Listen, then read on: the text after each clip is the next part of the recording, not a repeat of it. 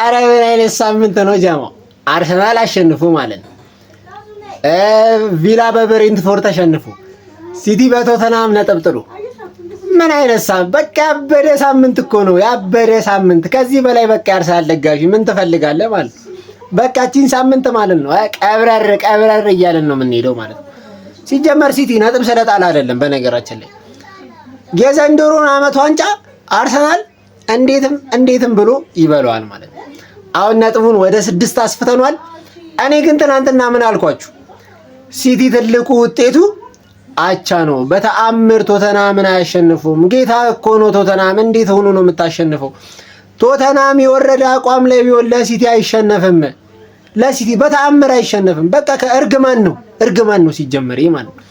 ለማንኛውም የአርሰናል ደጋፊዎች እንኳን ደስ አላችሁ። ሲቲ ነጥብ ጥሏል። 2-0 እስከ ረፍት እየመራ ነበረ። ከረፍት በኋላ ምን አይነት ለውጥ ነው በእናትህ! ሶላንኬ ምን አይነት ጎል ነው በእናትሽ! ኧረ በስመ አብ! ሚኪታሪያንን ያስታወስከኝ ማለት ነው። ሚኪታሪያን እንደዛ አድርጎ ያገባው ጎል ማለት ነው። እሱን ጎል የሚያስታውስ ጎል በቃ የሚገርም አድርጎ ነው ያገባው። እኔ ለማንኛውም ማለት ነው ለዣቪ ሲሞንስ ቪዲዮ ሰርቼ ነበር አይደል? ከጨዋታው በፊት ዣቪ ሲሞንስ እና ቼርኪን የሚያወዳድር ቪዲዮ ሰርቼ ነበር። ሁለቱም ዛሬ በቃ የሚገርሙ ነበሩ ማለት ነው። በተለይ ዣቪ ሲሞንስ ይለያል። በቃ እምስ ነበረ ሲያረጋቸው የነበረው። እረ ምን አይነት ግዝግዝ ነው! ዶናሩማ ግን አወጣው ነው እላችሁ። ያን ኳስ አወጣው። በቃ እኔ እኮ መረቡ ላይ እኮ ነው የምጠብቀው። በቃ መረቡ ላይ አረፈለዋለሁ። ዶናሩማ ምንድነው? አሞራ ነው እንዴ እሱ በረኛ? ግን እኔ ሲቲ እሱ በረኛ ባይኖር ማለት ነው ዘንድሮ ሲጀመር እዚህ ደረጃ ላይ ራሱ አደርስም። በቃ ሲጀመር ከአርሰናል ጋር አትፎካከርም። ዝም ብለህ በቃ ሆይ አትበል ማለት ነው።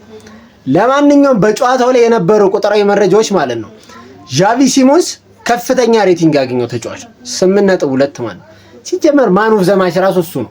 ለኔ ከፍተኛ ሬቲንግ አገኘ አላገኘ የጨዋታው ኮከብ ማን ነው ብትሉኝ ዣቪ ሲሞንስ ነው። በቃ ምንም አያጠራጥርም ማለት ነው። ምንም በጨዋታው ብዙ ሾት በማድረግ ራሱ ዣቪ ሲሞንስ ነው ራሱ ነው። በቃ በሁሉም መመዘኛ እኔ ዛሬ ስለ ቁጥሮች ሲጀመር ራሱ አላወራም ማለት ነው።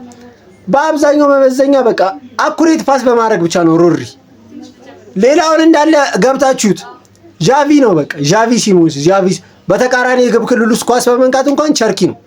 5 ኳሶችን በተቃራኒ የግብ ክልል ውስጥ ቸርኪ ነክቷል ማለት ነው።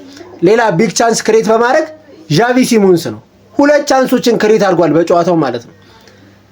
በቃ ዣቪ ዛሬ ይለይ ነበረ ማለት ነው። እኔ ግን ከሲቲ ተጫዋች ማለት ነው ጉሂ ማርያምን ይችላል። በቃ በጣም ነው የሚችለው ማለት ነው። የመጀመሪያው ጎል በነገራችን ላይ በጣም እያከራከረ ያለ ጎል ነው። ፋውል ነው ምናምን ይባላል። ለምን የፈለገውን አይሆንም ማለት ነው። ምን አገባን? ያገባናል።